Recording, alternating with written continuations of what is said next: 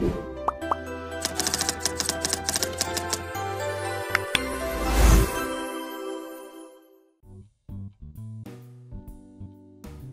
안녕하세요. 디지털 수입물류 포워딩 쉽다를 운영하고 있는 이중원입니다. 오늘도 수입하시는 분들이 주로 질의하시는 내역에 대한 답변을 드릴 건데요. 금일 질문은 화장품을 수입할 때 유의해야 될 사항이 어떤 것인지에 대해서 문의하는 내역에 대한 답변입니다. 우선 화장품은 어떤 상품이냐에 따라서 위험물 혹은 비위험물로 분류를 할 수가 있을 것 같아요. 만약 해당 상품이 위험물로 분류가 된다면 선적이 가능한지를 검토하기 위해서 특정한 서류가 필요한데요. 이 서류를 MSDS라고 합니다. 해당 서류에는 이 상품을 운송하는 데 있어서 위험도를 체크할 수 있는 단서가 이제 적혀 있는데요. 서류 내에서 UN 넘버 그리고 클래스 항목을 찾으시면 되겠습니다. 해당 넘버와 클래스에 따라서 위험도가 달라지고요. 이 위험도를 보고서 이제 운송을 실제 진행하는 해운사나 항공사가 해당 상품을 선적할 수 있는지에 대한 여부를 검토해서 안내를 해주곤 합니다. 따라서 이 MSDS를 통해서 위험도를 체크하고 선적이 가능한지를 검토하기 위해서는 해당 서류를 수출자로부터 받아서 포워더에게 전달을 하시면 되는데요. EU 포워딩 업체에서는 선적 예약을 한 운송수단에 따라서 해당 품목이 선적될 수 있는지 가능 여부를 검토해서 수입기업분들에게 안내를 드릴 겁니다. 운송수단마다 조금씩 상이한데요. 확인을 해주는 주체가 말이죠. FCL의 경우에는 해운사에서 이를 검토한 뒤 안내를 해줄 것이고요. LCL 에어의 경우에는 소량 화물들을 하나로 혼재하는 콘솔사 측에서 이를 확인한 뒤에 포워더에게 가능 여부를 안내를 해줄 겁니다. 물론 그 콘솔사에서도 실제 운송을 이제 진행하는 해운사나 항공사를 통해서 확인한 다음에 다시 안내를 해주는 구조라고 이해하시면 되는데요. 다만 FCL 그 다음에 에어의 경우에는 위험물을 선적하는데 큰 한계점은 없고요. 추가 비용, 디지피라고 하는 Dangerous Fee, 위험물에 따른 추가 운송 비용만 납부를 하시면은 선적에 있어서 크게 제한사항은 없습니다. 다만 LCL의 경우에는 조금 상황이 다른데요.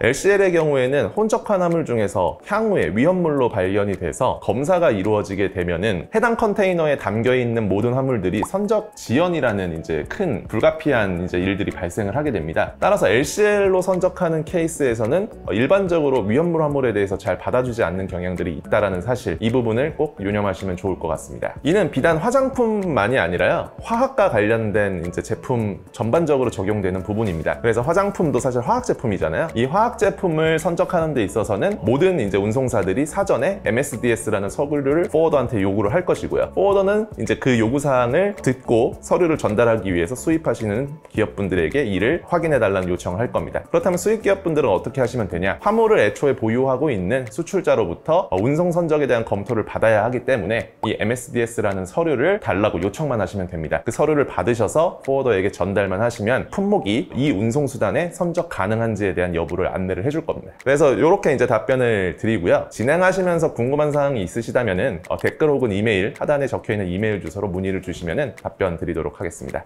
네, 감사합니다.